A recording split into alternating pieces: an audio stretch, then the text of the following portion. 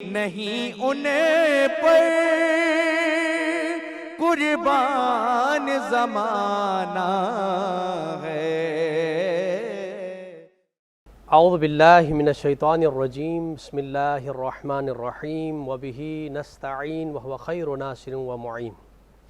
محترم ناظرین کرام، پروگرام نذرانہ عقیدت کے ساتھ ڈاکٹر سید مظفر حسین رضوی آپ کی خدمت میں حاضر ہے۔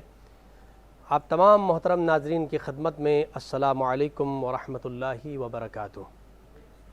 محترم ناظرین کرام، ماہ مبارکہ رمضان کہ جہاں ایک ایک دن بڑا قیمتی ہے اور ایک ایک لمحہ بڑا نور سے بھرپور ہے، اور ان ایام میں، ان لمحات میں ایک دن ایسا آتا ہے کہ جس میں خانہ رسول اکرم صلی اللہ علیہ وآلہ وسلم میں ایک خوشی کا موقع ہوتا ہے۔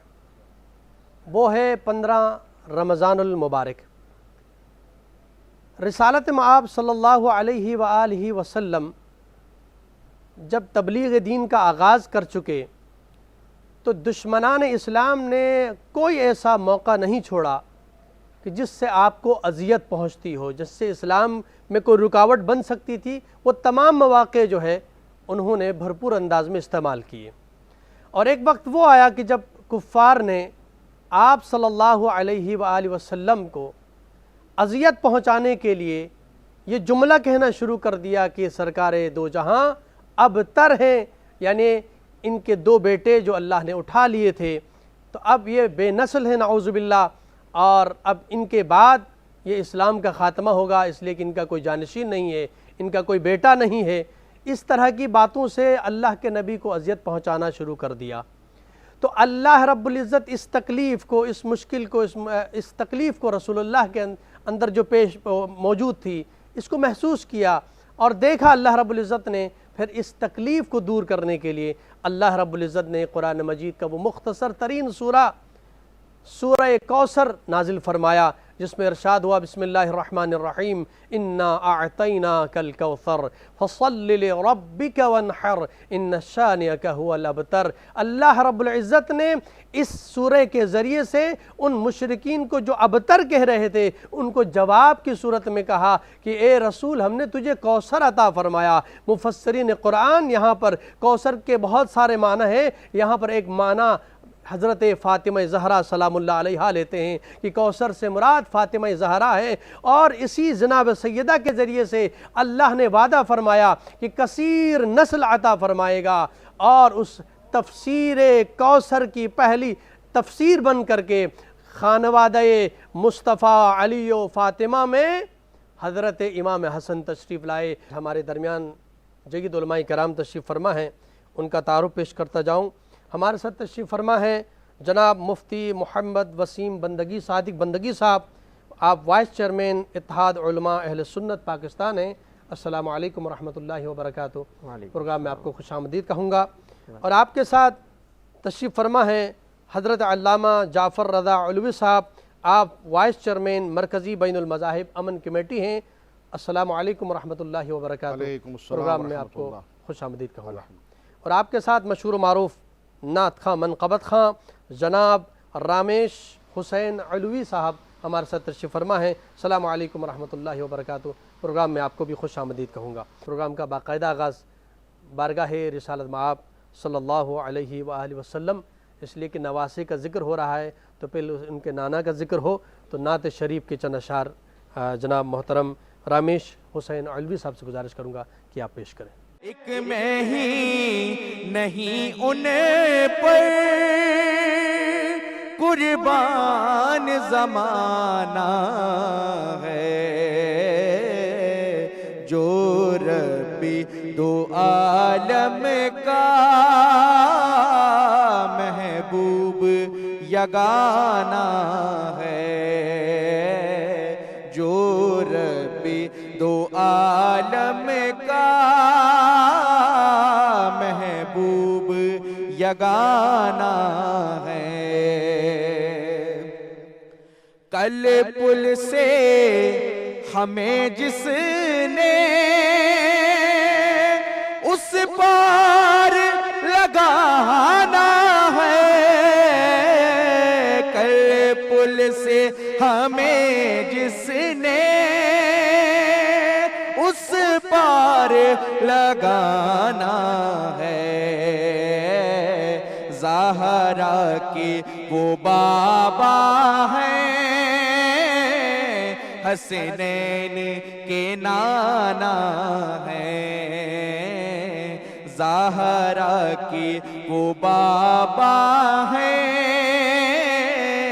حسنین کے نانا ہیں۔ اور پیر نصیر الدین شاہ رحمت اللہ علیہ شعر لکھتے ہیں، لوگ کہتے ہیں کہ پریشانیاں ہیں، انہوں نے کہا کہ سب پریشانیوں کا ایک ہی حل ہے کہ آؤ در زہرا پر پھیلائے ہوئے دامن، آؤ در زہرا پر پھیلائے ہوئے دامن، آؤ در زہرا پر پھیلائے ہوئے دامن، کہ ہے یہ نسل کریموں کی لجپال گھرانہ ہے نسل کریموں کی لجپال گھرانہ ہے۔ اور مکتا محروم کرم اس کو رکھیو نہ سرے محشر، محروم کرو اس کو رکھیو نہ سرے محشر، جیسا ہے نصیر آخر منگتا تو پرانا ہے، جیسا ہے نصیر آخر منگتا تو پرانا ہے۔ سبحان اللہ، سبحان اللہ، ماشاءاللہ ماشاءاللہ، بہت خوبصورت کلام بارگاہ رسالت مآب میں آپ نے پیش کیا ہے۔ اللہ تعالیٰ آپ کو جزائے خیر عطا فرمائے۔ جناب رامیش علی صاحب جو ہمارے مہمان ہیں، آج فیصل آباد سے تشریف لائے ہیں، اور بہت خوبصورت آپ نے کلام پیش کیا، جزاک اللہ۔ آج کے پروگرام کے حوالے سے گفتگو کا باقاعدہ آغاز کریں گے۔ میں سب سے پہلے قبلہ علامہ جعفر رضا علوی صاحب سے گزارش کروں گا کہ رسالت مآب صلی اللہ علیہ وآلہ وسلم کا فرمان اقدس ہے کہ آپ نے فرمایا کہ اپنی اولاد کے اچھے نام رکھو، اس لیے کہ نام کا بڑا اثر ہوتا ہے انسان کی شخصیت پر۔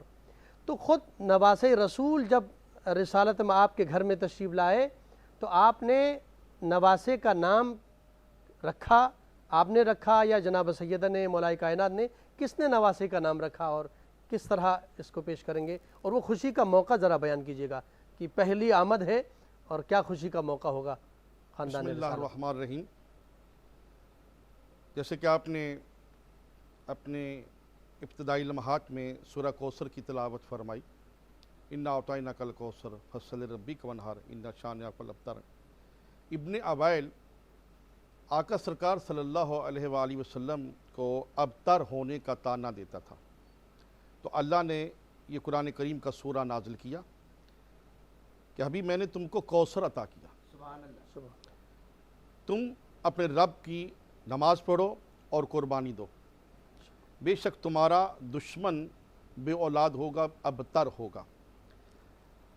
جناب علی دیکھیں کہ نمازوں کو تو پہلے بھی حکم ہو چکا، تو یہ کوئی خاص نماز ہے اور کوئی خاص قربانی کا ذکر ہے، قربانی کا ذکر تو پہلے ہو چکا ہے، یعنی ایسا کوثر عطا کرنا ہے آپ کو کہ اس کے شکر میں نماز بھی پڑھنا پڑے گی اور شکریہ بھی ادا کرنا پڑے گا۔ اور وہ کوثر کیا ہے؟ تمام مفسرین نے لکھا ہے کہ وہ کوثر ایک بہشت میں خوبصورت ترین نہر ہے جو شہد سے بھی زیادہ میٹھی ہے اور دودھ سے زیادہ سفید ہے، اور اس کے جو ساحل ہیں، کنارے ہیں، وہ ہیرے جواہرات، لال و یاقوت اور زبرجد سے اور الماس اور پھکراج سے مزین ہیں۔ آقا سرکار صلی اللہ علیہ وآلہ وسلم سے ایک صحابی نے عرض کیا ضد نہیں بیانہ، یا رسول اللہ مزید بیان فرمائیں کہ وہ جو نہر ہے وہ کیا ہے، وہ کوثر کیا ہے؟ تو آپ صلی اللہ علیہ وآلہ وسلم نے فرمایا وہ اللہ نے جو مجھے کوثر عطا کیا ہے وہ فاطمہ زہرا ہے۔ آج جس شہزادے کی ولادت باسعادت ہے امام حسن مجتبیٰ علیہ السلام، ظہر کی نماز جناب سیدہ عالمہ غیر معلمہ بی بی نے، مخدومہ نے، معظمہ نے، محدثہ نے ادا کی ہے، اور جب ظہر کی نماز ادا کر لی تو آپ نے دیکھا کہ ایک معصوم بچہ جو سجدے میں سر رکھ کے کہہ رہا ہے سبحان ربی الاعلی و بحمدہ۔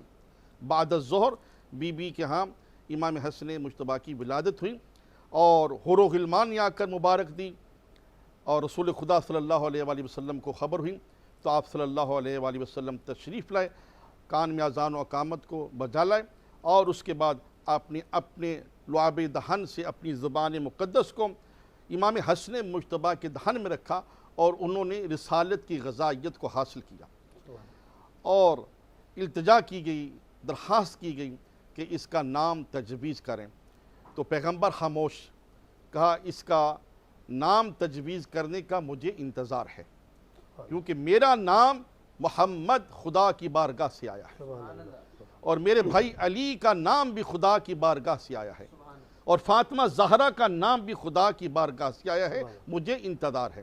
تو دوسرے دن رسول خدا صلی اللہ علیہ وآلہ وسلم تشریف لائے اور فرمایا مجھے نام عطا ہو گیا ہے بارگاہ رب العزت سے، کیونکہ جبرائیل نے آ کر وہ نام سنایا ہے کہ وہ جبرائیل کہتے ہیں کہ خدا یہ کہتا ہے کہ میں محمود ہوں تو محمد ہے، میں اعلیٰ ہوں تیرا بھائی علی ہے، میں فاطر السماوات والارض ہوں تیری بیٹی فاطمہ ہے، اور میں محسن ہوں یہ شہزادہ حسن ہے۔ تو اس طرح امام حسن علیہ السلام کا جو نام ہے وہ رکھا گیا، اور رسول خدا صلی اللہ علیہ وآلہ وسلم کا فرمان ہے کہ اپنے بچوں کے نام معصومین کے نام پہ، انبیاء علیہ السلام کے نام پہ رکھے جائیں تاکہ ان کی جو تاثیر ہے ان میں اثر انداز ہو سکے۔ سبحان اللہ، ماشاءاللہ، بہت خوب آپ نے بیان فرمایا۔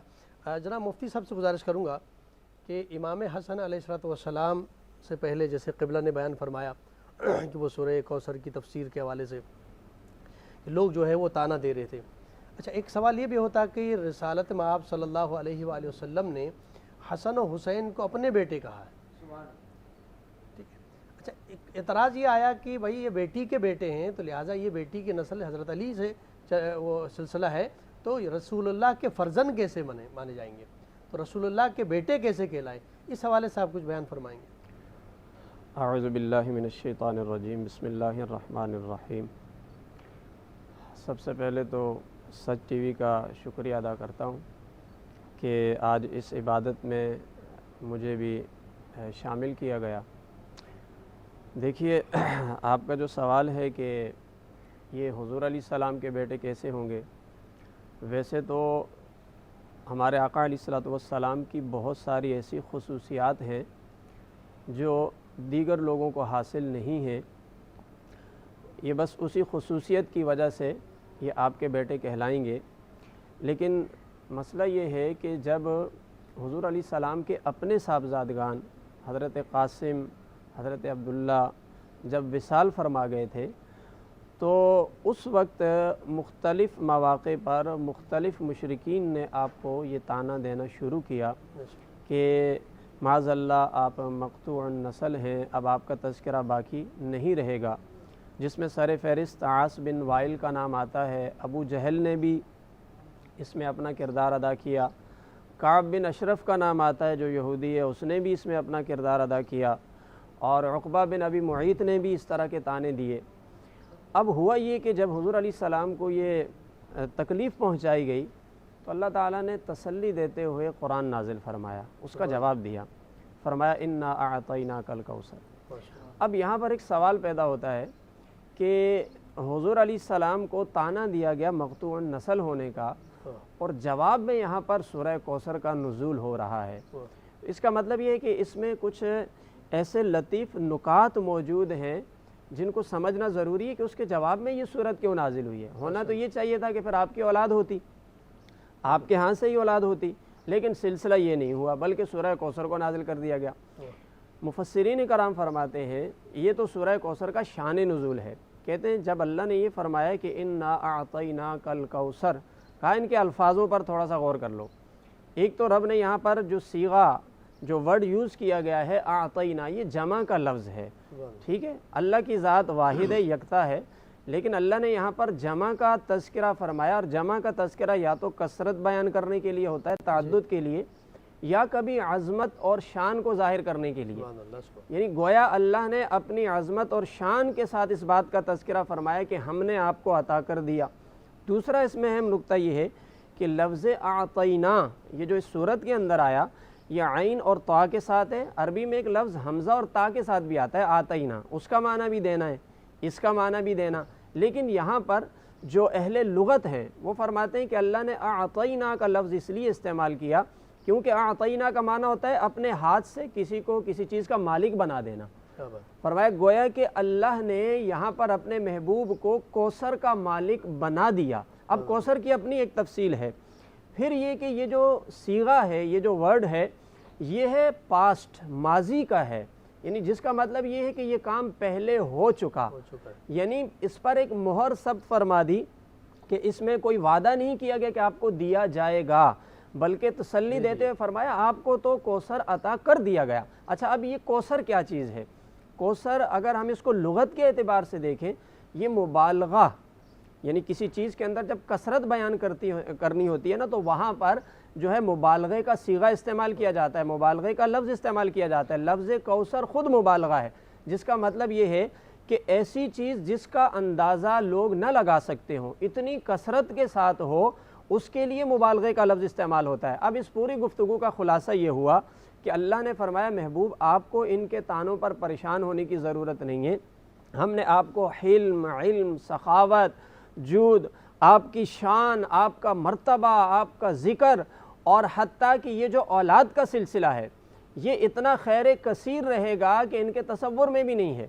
اچھا، اب یہ جو کوثر آپ کو دیا گیا، جیسے کہ علامہ صاحب نے کہا کہ اس کی مختلف تفاسیر ہیں، ہمارے مفسرین کرام نے کوثر کے 14 معنی بیان کیے ہیں، ان 14 کی تفصیل میں نہیں جانا چاہتا، میں صرف یہاں پر یہ ربط سمجھانا چاہتا ہوں کہ اللہ نے اس جواب میں کوثر کو نازل فرمایا تھا کہ جب لوگوں نے آپ کو اولاد کے حوالے سے طعنہ دیا تھا، تو اس کا مطلب یہ ہوا کہ جب خانوادہ رسول کے اندر جو پہلے چشم و چراغ ہیں، یعنی حضرت امام حسن مجتبیٰ رضی اللہ تعالیٰ عنہ، آپ کی جب ولادت ہو گئی تو یہ بتا دیا گیا کہ یہ ربط کوثر کا آپ کے ساتھ بھی ہے۔ وہ کیسے ہے؟ کیونکہ حضور فرماتے ہیں کہ یہ جو لوگ طعنہ دے رہے ہیں، اللہ کے نبی نے فرمایا قیامت والے دن ہر رشتہ منقطع ہو جائے گا، یہ نسبی جتنی قرابتیں یہ ختم ہو جائیں گی میدان محشر میں۔ حضور نے فرمایا کہ میری قرابت، میرا نسب قیامت والے دن بھی ختم نہیں ہوگا، یعنی اللہ نے حضرت فاطمہ الزہرا رضی اللہ تعالی عنہ کے ذریعے پہلا جو بچہ ہے جس کی ولادت ہوتی ہے حضرت امام حسن، ان کے ذریعے یہ پیغام دیا کہ اب آپ کا سلسلہ نسب تا قیامت چلتا رہے گا۔ اچھا، اب آپ کو جو سوال تھا نا کہ بیٹے آپ کے نہیں ہیں، بیٹی سے، یہ حضور کا ایک خاصہ تھا۔ حضور نے فرمایا، حضرت مولا کائنات سے یہ فرمایا تھا کہ ہر نبی کی ذریت اس کی اپنی پشت سے چلتی ہے، اللہ کے نبی نے فرمایا کہ میری ذریت مولا کائنات کی پشت سے چلے گی۔ سبحان اللہ۔ تو یوں اس معنی میں حضرت امام حسن، امام حسین حضور ہی کے بیٹے کہلاتے ہیں۔ سبحان اللہ۔ پھر وہ قرآن مجید کی آیت بھی ہے فَقُلْ تَعَالُوا نَدْعُ أَبْنَاءَنَا وَأَبْنَاءَكُمْ، اس میں بھی واضح انداز میں اللہ تعالیٰ کے نبی صلی اللہ علیہ وسلم کو یہ کہا گیا کہ ان سے کہو کہ یہ اپنے بیٹے لائیں اور آپ اپنے بیٹے لے کر جائیں۔ تو ان میں بیٹوں کا جو سلسلہ ہے، اس پر استدلال کے بہت سارے طریقے ہیں، آپ قرآن کی ان آیات سے بھی کر سکتے ہیں، ان احادیث سے، ان روایات سے بھی کر سکتے ہیں کہ یہ حضور علیہ الصلوۃ والسلام ہی کی اولاد ہے۔ سبحان اللہ، ماشاءاللہ۔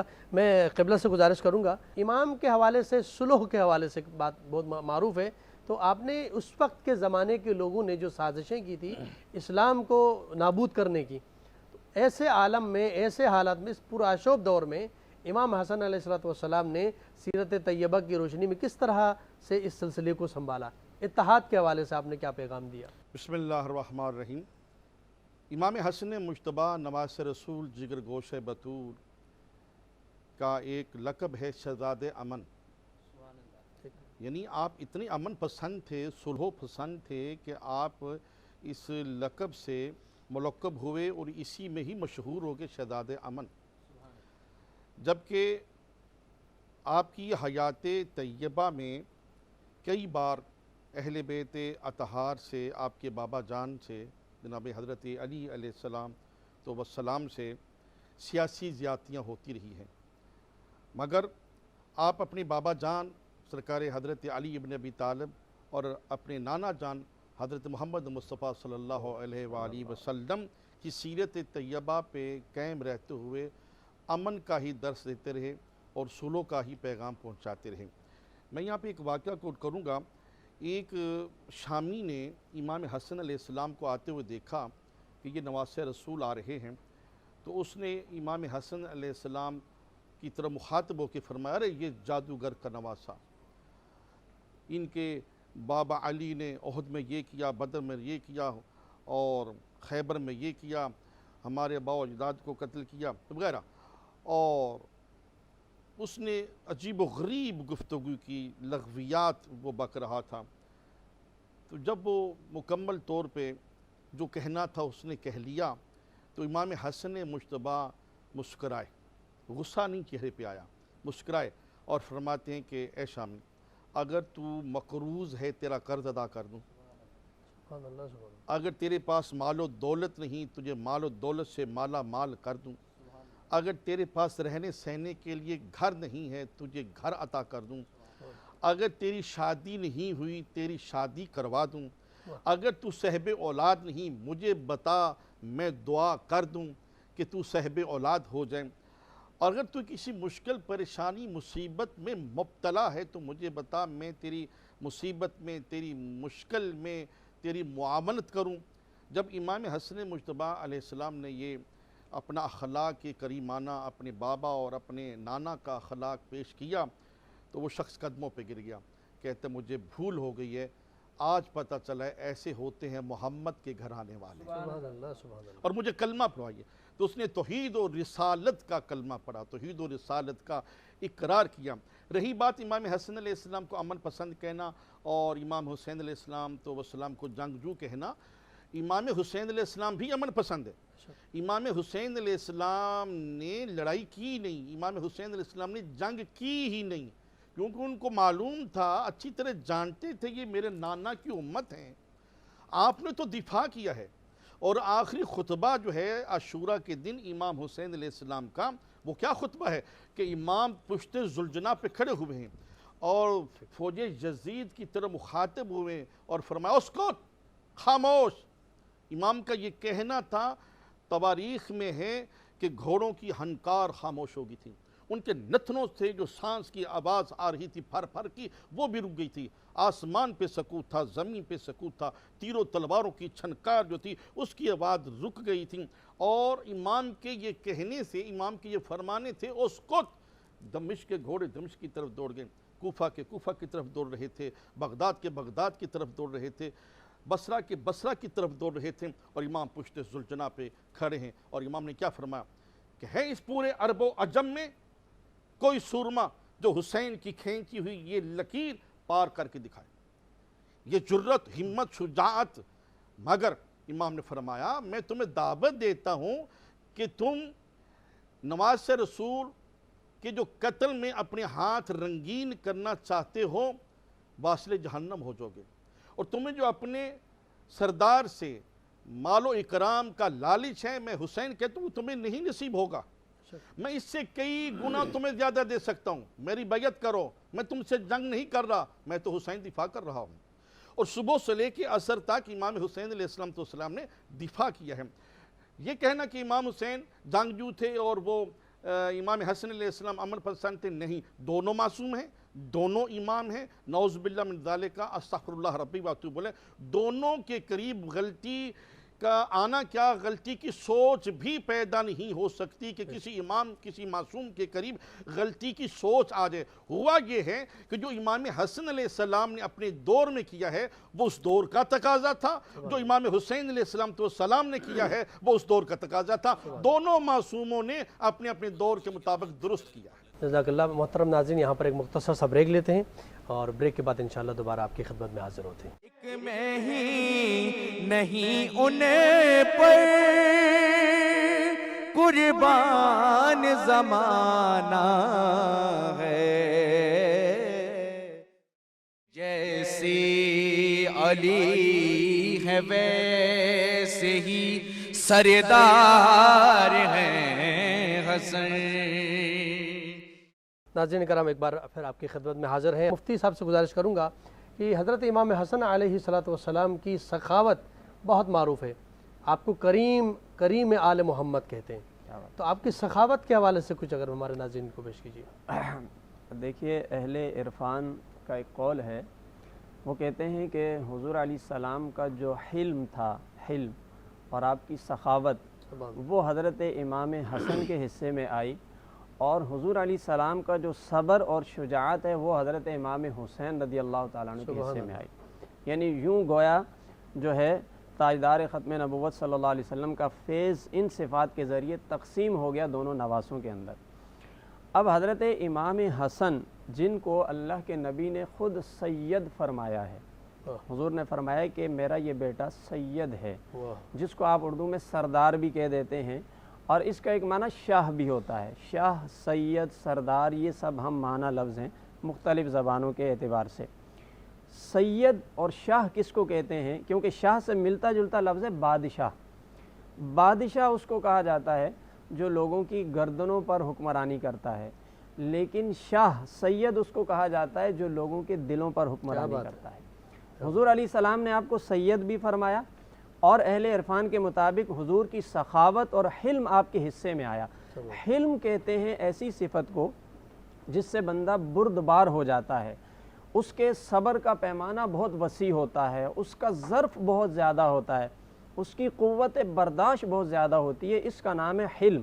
اور یہ حضور علیہ السلام کا ایک خاصہ بھی تھا، کیونکہ اللہ نے خود قرآن میں آپ کے بارے میں یہ فرمایا، فَبِمَا رَحْمَةٍ مِّنَ اللَّهِ لِنْتَ لَهُمْ وَلَوْ كُنْتَ فَظًّا غَلِيظَ الْقَلْبِ۔ ٹھیک ہے، تو حضرت امام حسن، آپ کے سامنے جو کوئی شخص آتا اور آ کر وہ اس طرح کی بد کلامی کرتا کہ وہ آپ کو انتقام پر ابھارتا، بدلہ لینے پر ابھارتا، لیکن سامنے سے آپ کا حلم غالب آ جاتا۔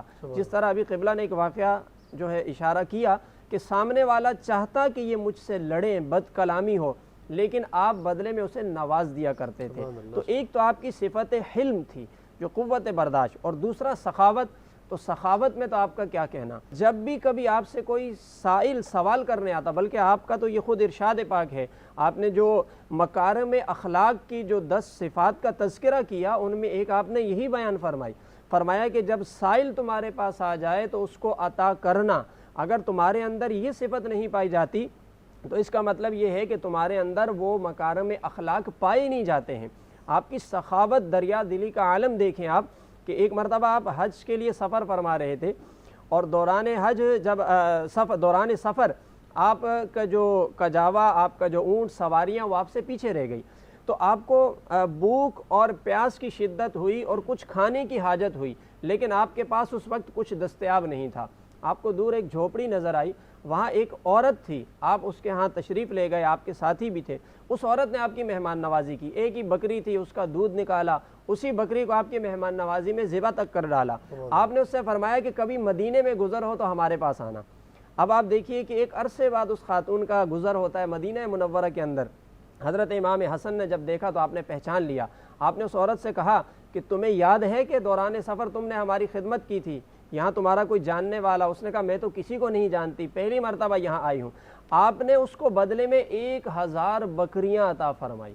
سخاوت کا عالم دیکھیں۔ حضرت امام حسین سے فرمایا، انہوں نے بھی 1000 بکریاں عطا کی۔ آپ کے ایک ساتھی تھے ابو جعفر غالباً، ان سے کہا، انہوں نے بھی 1000 بکریاں عطا کی، یعنی اس ایک مہمان نوازی کا صلہ آپ نے 3000 بکریوں کی صورت میں عطا فرمایا۔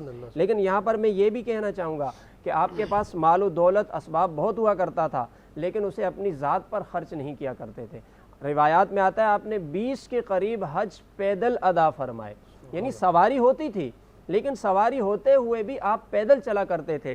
یعنی آپ کا طریقہ کار یہ تھا کہ اپنے مال و اسباب اپنی سہولت کے لیے استعمال نہیں کیا کرتے تھے، بلکہ خود کو رائے خدا میں ایسے پیش کیا کرتے تھے جس سے تکلیف، مصائب، آلام کا سامنا رہے۔ آپ کے جو ساتھ چلنے والے اصحاب ہوتے ہیں وہ آپ سے کہتے ہیں کہ آپ کے پاس سواری ہے، آپ پیدل کیوں سفر کرتے ہیں؟ آپ فرماتے ہیں کہ مجھے شرم آتی ہے کہ میں بارگاہ خداوندی میں جاؤں اور سوار ہو کر جاؤں۔ یعنی آپ عاجزی کا بھی پیکر تھے، آپ کی سخاوت کا معیار بھی اعلیٰ، آپ کی عاجزی کا معیار بھی اعلیٰ، آپ کی حلم کا معیار بھی اعلیٰ، آپ کی صبر کا بھی عالم کیا تھا کہ آپ اپنے دشمنوں کو جانتے ہوئے بھی ان سے بدلہ نہیں لیا کرتے۔ ماشاءاللہ، سبحان اللہ، بہت خوب آپ نے فرمایا۔ اچھا قبلہ، میں یہاں پر ایک سوال یہ کرنا چاہوں گا کہ قرآن مجید کی آیت ہے، میں نے کہا نا کہ امام حسن کو کریم آل محمد کہتے ہیں، یعنی جس گھرانے میں سارے کریم ہوں، سارے، ایک سخی ہوتا ہے، کریم ہوتا ہے، اس کی بھی وضاحت فرمائے کہ سخی کیا ہوتا ہے اور کریم کیا ہوتا ہے۔ اس کے بعد وہ قرآن کی جو آیت ہے کہ بسم اللہ الرحمن الرحیم وَيَطْعِمُونَ الطَّعَامَ عَلَىٰ حُبِّهِ مِسْكِينًا وَيَتِيمًا وَأَسِيرًا، یہاں پر ایک سوال ہے۔ وہ سوال یہ ہے کہ بعض اوقات سوال کرتے ہیں کہ اس گھرانے والوں میں خود مولائے کائنات بھی تھے، جناب سیدہ فاطمہ زہرا سلام اللہ علیہا بھی تھیں، اور آپ کی کنیز جناب فضہ سلام اللہ علیہا بھی تھیں، ان تینوں نے تو اپنی اپنی روٹیاں دے دی اور روزہ رکھا ہوا ہے۔ تو یہ بچے ہیں، بچوں کی ایک فطرت میں ہوتی ہے کہ بچہ خاص کر روزے کی حالت میں اور پھر افطاری قریب ہو تو ویسے بھی بچہ دیتا نہیں ہے۔ جب 3 افراد نے دیا تھا اپنی اپنی روٹیاں اور وہ بزرگ تھے، تو پھر حسن نے بھی اپنی روٹیاں دیں، حسین نے بھی اپنی روٹیاں دیں، یہ ان کی کرامت ہے، اس پہ ذرا گفتگو روشنی ڈالیے گا۔ بسم اللہ الرحمن الرحیم۔ یہ جو آیا آپ نے تلاوت فرمائی ہے، وہ جو تیمن الطعام علی حبہ مسکینا و یتیما و اسیرا، یہ اللہ کی طرف سے جبرائیل سائل بن کر آئے تھے۔ انہوں نے سوال کیا تھا کہ میں مسکین ہوں، میں یتیم ہوں، میں اسیر ہوں، مجھے کھانا دیا جائے۔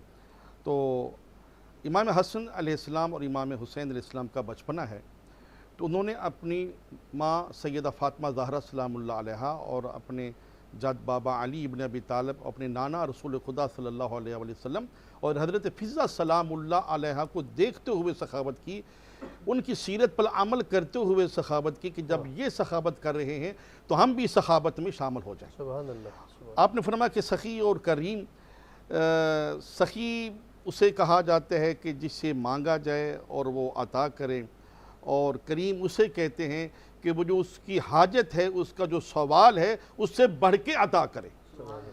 اور امام حسن مجتبی علیہ السلام تو والسلام کا دسترخوان و سخاوت، کہ امام حسن علیہ السلام کا مدینہ منورہ میں دسترخوان ہوا کرتا تھا جو صبح و شام جاری رہتا تھا، مہمان خانہ تھا جہاں کہیں سے بھی کسی ممالک سے اور کسی ریاست سے، کسی شہر سے لوگ مہمان آتے تھے یا تاجر آتے تھے تو وہاں پہ قیام کرتے تھے، ان کو صبح دوپہر شام کا کھانا ملتا تھا۔ اور اس کے باوجود آج بھی دیکھیے امام حسن ایسے سخی، ایسے کریم کہ ان کو آج یہ اجر ملا ہوا ہے کہ ابھی بھی مدینہ میں باغ امام حسن میں وہ دسترخوان جاری ہے۔ سبحان اللہ۔ ظہر کی نماز کے بعد بھی کھانا ملتا ہے اور مغربین کی نماز سے بھی کھانا ملتا ہے، اور مجھ حقیر کو 3 دفعہ یہ شرف حاصل ہوا ہے کہ امام حسن مجتبی کے دسترخوان سے میں نے وہ نیاز، میں نے وہ کھانا تناول کیا ہے۔ امام حسن مجتبی کا یہ دسترخوان ایک طرف اور دوسری طرف، اچھا دسترخوان کیسا؟ کوئی عام دسترخوان نہیں، روایات میں ہے کہ کوئی ایسا پھل، کوئی ایسا فروٹ نہیں ہوتا تھا جو دسترخوان پہ موجود نہیں ہوتا تھا، کئی قسم کے کھانے ہوتے تھے۔ اور یہاں ایک چھوٹا سا واقعہ بھی ایڈ کروں گا کہ ایک سائل آیا اور وہ بیٹھا ہے، کھانا تناول کھا رہا ہے اور تھوڑا سا کھانا جو ہے وہ چھپا کے رکھ بھی رہا ہے۔ تو امام حسن مجتبی اس کو دیکھ رہے ہیں، فرماتے ہیں آرام سے سکون سے کھاؤ، جتنا مرضی بعد میں کھانا لے جانا۔ کس کے لیے لے کے جا رہا ہے؟ تو وہ شخص کہتے ہیں کہ ایک باغ ہے کھجوروں کا، اس میں ایک شخص مزدوری کر رہا ہے اور اس کے پاس میں نے کھانا دیکھا تو خشک روٹی، سخت روٹی اپنے توڑ کے پانی میں بھگو کے کھا رہا تھا۔ امام حسن مجتبی فرماتے ہیں کہ یہ جو دسترخوان جس پہ تو کھانا تناول کر رہا ہے، اسی علی کے فرزند حسن مجتبی کا یہ دسترخوان ہے اور وہ میرے بابا ہیں۔ دسترخوان کے علاوہ جناب علی امام حسن مجتبی کی صحابت، امام ساری رات اپنے چہرے پہ نقاب فرماتے اور اپنے شانوں پہ اناج اٹھا کے بیوہ، یتیموں، غریبوں، مسکینوں کے دروازے پہ پہنچاتے اور دستک دے کے آگے چلتے تاکہ میرا اس کا سامنا نہ ہو جائے، یہ مجھے پہچان نہ سکے کہ یہ کون ہے۔ دیکھیے آج کرونا وائرس ہے، بہت بڑی مصیبت پوری دنیا پہ آئی ہے، اور کئی ویلفیئر ٹرسٹ ہیں، ادارے ہیں جنہوں نے یہ راشن تقسیم کیا ہے، اور ابھی تک بھی کر رہے ہیں. اب ماہ رمضان ہے اور ماہ رمضان میں بھی مسلمانوں پہ جو غریب لوگ ہیں، مسکین لوگ ہیں، جو روزانہ کی مزدوری کرنے والے ہیں، ان پہ ایک مصیبت کی گھڑی ہے. اس میں بھی راشن تقسیم کیا جا رہا ہے اور تصویریں بنائی جا رہی ہیں، مووی بنائی جا رہی ہے، ویڈیو بنائی جا رہا ہے. اللہ شاہد ہے، ماہ رمضان ہے. میں نے اپنے ویلفیئر میجر سجاد حیدر شہید فاؤنڈیشن کی طرف سے یہاں کراچی میں راشن تقسیم کیا ہے. میری ٹیم نے لاہور میں، فیصل آباد میں راشن تقسیم کیا ہے. کوئی ہماری ویڈیو نہیں ہے، کوئی ہماری مووی نہیں ہے، کسی شخص کی ہم نے بیوہ، یتیم، غریب، بزرگ کی تصویر تک نہیں بنائی. ہاں ہمارے ریکارڈ کے لیے ہمارے دفتر میں موجود ہے، مگر ہم نے یہ نہیں کیا. کیوں؟ یہ سیرت اہل بیت سے ہم نے لیا ہے کہ امام حسن علیہ السلام کی شہادت کے بعد مدینے کے لوگوں کو معلوم ہوا کہ یہ کون سقی تھا جو دروازوں پہ راشن پہنچایا کرتا تھا. امام حسن علیہ السلام بعدد رسول ایک شخص، ایک صحابی جس کا نام ہے سمامہ، وہ امام حسن مجتبیٰ کے پاس ہے. انہوں نے کہا کہ میں تبلیغ پہ گیا ہوا تھا اور بیت المال کے لیے کچھ وظائف لینے گیا ہوا تھا، مجھے رسول خدا نے بھیجا تھا اور رسول خدا نے وعدہ فرمایا تھا کہ جب تو واپس آئے گا تو میں تمہیں بیت المال سے کچھ انعام و اکرام دوں گا، تجھے تیرا وظیفہ دوں گا. اب رسول خدا تو اس دنیا سے انتقال فرما چکے، رحلت فرما چکے. آپ وہ ہیں جن کے متعلق رسول خدا کا فرمان ہے الحسن من نصف شبیتی، کہ حسن میری آدھی شبی ہے. اور حضرت ابو ہریرہ کی روایت بھی ہے، حضرت ابو ہریرہ فرماتے ہیں کہ میں امام حسن مجتبیٰ کو اکثر دیکھتا تھا، جب دور سے دیکھتا تو مجھے ایسے محسوس ہوتا تھا ان کے چلنے میں، رفتار میں، گفتار میں، رکوع و سجود کرنے میں ایسے چلتا تھا، ایسے دیکھتا تھا، ایسے محسوس ہوتا تھا کہ جیسے محمد آ رہے ہیں. رکوع و سجود میں دیکھتا تھا کہ جیسے محمد رکوع و سجود کرتے تھے. باہر کے سمامہ کہتے ہیں کہ میں نے عرض کیا کہ آپ رسول خدا کی نصف شبیہ ہیں، آپ کو فرمایا گیا ہے اور آپ کی سخاوت مشہور ہے، تو مجھے کچھ عطا فرمائیں. تو امام حسن مجتبیٰ نے فرمایا کہ میرے نانا جان نے تم سے کیا وعدہ کیا تھا؟ اس نے کہا میرے نانا، آپ کے نانا جان نے 70 اونٹ کا وعدہ کیا تھا، سرخ کوہان والے 70 اونٹ تمہیں میں دوں گا، گفٹ کروں گا بیت المال سے. تو امام حسن مجتبیٰ جہاں بیٹھے تھے مدینہ میں، وہاں ایک پہاڑی ہے، تو اس پہاڑی کے قریب امام نے ایک اشارہ کیا انگلی کا، ایک اونٹ برآمد ہوا اور اس کی مہار امام حسن مجتبیٰ نے اس کے ہاتھ میں دی. کہا سمامہ اب تو اپنے گھر کو چلتا جا اور یہ اونٹوں کی قطار جو ہے اس پہاڑ سے جاری ہوتی جائے گی، اور 70 اونٹ جو وعدہ فرمایا تھا اس پہاڑی سے برآمد ہوئے. امام حسن مجتبیٰ ایک حج کے سفر پہ تشریف لے جاتے ہیں. آپ دیکھتے ہیں کہ ایک بزرگ ہے جس کی سواری جو ہے وہ مر چکی ہے اور وہ رو رہا ہے. امام حسن مجتبیٰ اپنے اونٹ سے اترے اور فرماتے ہیں کہ اے ضعیف تو رو رہا ہے؟ اس نے کہا یبنا رسول اللہ، اے رسول کے فرزند، میری سواری مر چکی ہے، میں حج کی سعادت کے لیے جا رہا ہوں اور لمبا طویل پیدل سفر ہے. تو امام حسن مجتبیٰ کی سخاوت کا اندازہ کیجئے، امام نے اپنا اونٹ اس ضعیف کو دے دیا اور امام نے خود پیدل حج فرمایا. سبحان اللہ، سبحان اللہ، کیا شان ہے مولانا کی. اچھا، ہم دامن وقت میں کمی ہے اور امام حسن کی زندگی پر گفتگو کرنے کے لیے کئی ایسے پروگرام چاہیے، لیکن اس ایک مختصر سے پروگرام میں ہم امام حسن کی زندگی پر گفتگو کریں یہ تو سمندر کو کوزے میں بند کرنے والی بات ہے، یہ ممکن نہیں ہے. لہٰذا یہ کہ مختصراً جتنا وقت ہے اس میں کوشش کریں گے کہ ہم امام حسن کی سیرت کے اوپر حمل گفتگو کریں. تو امام حسن علیہ السلام کے مختلف پہلو ہیں، اس میں آپ سخاوت میں، علم میں، شجاعت میں، حلم میں، آپ کی جو ہے نا وہ تعریف ہر جگہ موجود ہے، احادیث مبارکہ ہیں، قرآن نے جا بجا آپ کے بارے میں جو ہے نا قرآنی آیات موجود ہیں. آپ کی شجاعت اور علم کے حوالے سے مختصراً اگر بیان کریں گے، ہمارے پاس وقت بہت کم ہے. دیکھیے، جس طریقے سے ابھی پہلے بھی گفتگو ہو رہی تھی کہ آپ کی شجاعت اور آپ کا علم، اس حوالے سے میں یہ کہوں گا کہ شجاعت کہتے ہیں کہ کوئی شخص بہادر ہو، طاقتور ہو. اس کو میں ایک حدیث پاک سے جوڑ دیتا ہوں. ہمارے ہاں یہ سمجھا جاتا ہے کہ بہادر وہ شخص ہے کہ جو فوراً کسی سے انتقام لے لے، بدلہ لے لے، ٹھیک ہے، اور جو فوراً کسی سے بدلہ نہیں لے سکتا ہے اس کو ہم کمزور سمجھتے ہیں. اصل میں شجاع وہ شخص ہوتا ہے کہ جو بدلہ لینے کی طاقت رکھتا ہو، دسترس رکھتا ہو، اس کے پاس قوت ہو، اختیار ہو، اور پھر اس کے بعد بھی اس کا ظرف اتنا وسیع ہو کہ وہ بجائے بدلہ لینے کے اس کو معاف کر دے. حدیث پاک میں یہ آتا ہے، حضور علیہ السلام نے ایک مرتبہ اپنے اصحاب کو دیکھا کہ وہ آپس میں مقابلہ کر رہے ہیں، ایک وزنی پتھر ہے اس کو اٹھا رہے تھے۔ حضور علیہ السلام نے پوچھا کیا کر رہے ہو؟ صحابہ نے عرض کی کہ ہم زمانہ جاہلیت میں بھی یہ کرتے تھے کہ طاقت کا مظاہرہ کرنے کے لیے یہ وزنی پتھر اٹھایا کرتے تھے، آج بھی ہم یہ کام کر رہے ہیں۔ آپ علیہ السلام نے فرمایا کہ میں تمہیں نہ بتاؤں کہ بہادر شخص کون ہے، طاقتور کون ہے، شجاع کون ہے؟ انہوں نے عرض کی کہ اللہ کے رسول ضرور بتائیے۔ حضور علیہ السلام نے فرمایا کہ جو شخص غصے کے وقت اپنے غصے کے اوپر کنٹرول کر لے، طاقت ہوتے ہوئے بھی بدلہ نہ لے، تو یہ شخص ہوتا ہے شجاع۔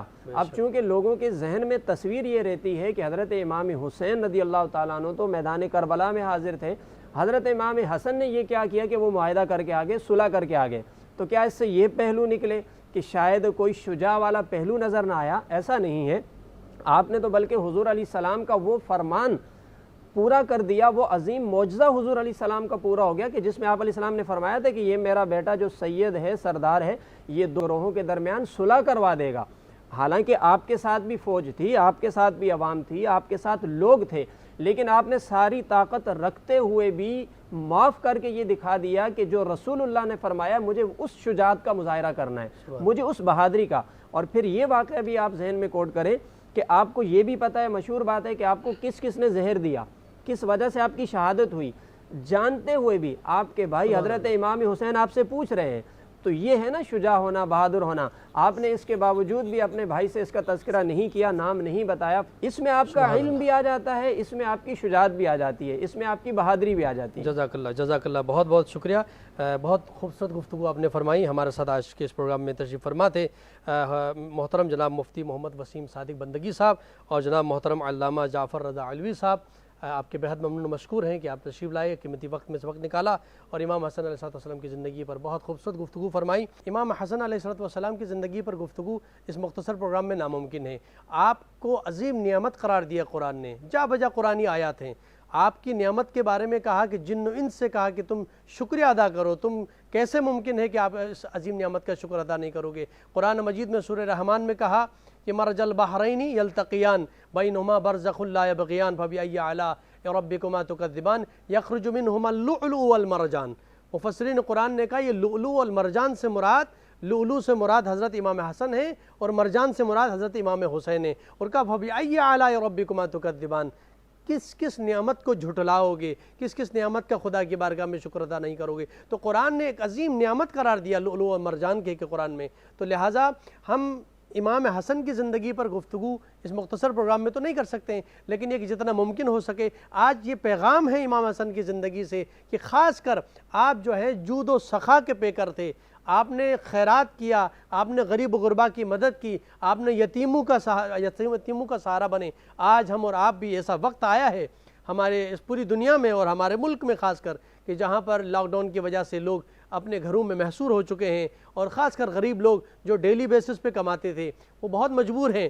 امام حسن کی سیرت پر عمل کرتے ہوئے ہم بھی ان کے گھروں میں، جس طرح امام حسن رات کو جیسے مفتی صاحب نے کہا کہ نقاب اوڑھ کر گھروں میں جا کر کے رات کو راشن پہنچاتے تھے، آج ہم ان کی سیرت پر عمل کر کے ان غریب و نادار لوگوں کے گھروں میں جا کر کے ان کو پتہ بھی نہ چلے، ان کو راشن بھی پہنچائے، ان کا عزت نفس بھی برقرار رہے۔ اس طرح امام حسن کی سیرت پر ہم عمل کر سکتے ہیں۔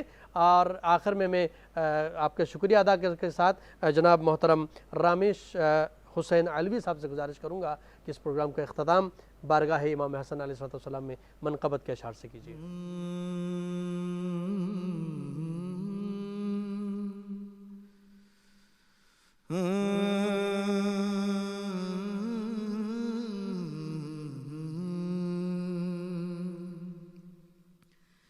سیف و قلم کے مالک و مختار ہے حسن، سیف و قلم کے مالک و مختار ہے حسن، جیسی علی ہے ویسے ہی سردار ہے حسن، جیسی علی ہے ویسے ہی سردار ہے حسن. اور مفتی صاحب قبلہ فرما رہے تھے کہ رسول خدا نے فرمایا آپ کو, امام حسن کو رسول خدا نے فرمایا کہ آپ سید ہیں.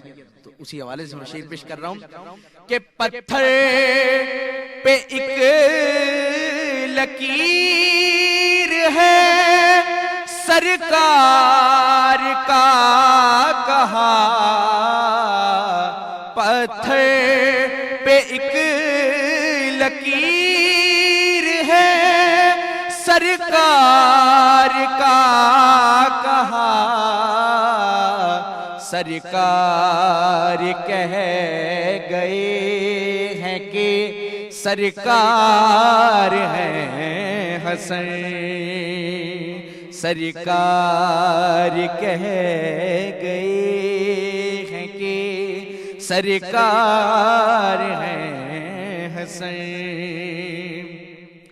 اور کردار خود بنایا ہے ان کا رسول نے, کردار میں رسول کا کردار ہے حسن. لکھنے کے بعد جس نے نہ کاٹا نبی کا نام, ایسے قلموں کے مالک و مختار ہیں حسن. معراج ہو رہی ہے محمد کی آل کی, کہ دوش نبی پہ صاحب رفتار ہیں حسن. والفجر جس کی صبح ہو ہے, واللیل جس کی شام, اس قافلے کے قافلہ سالار ہیں حسن, اس قافلے کے قافلہ سالار ہیں حسن. جیسے علی ہے ویسے ہی سردار ہیں حسن.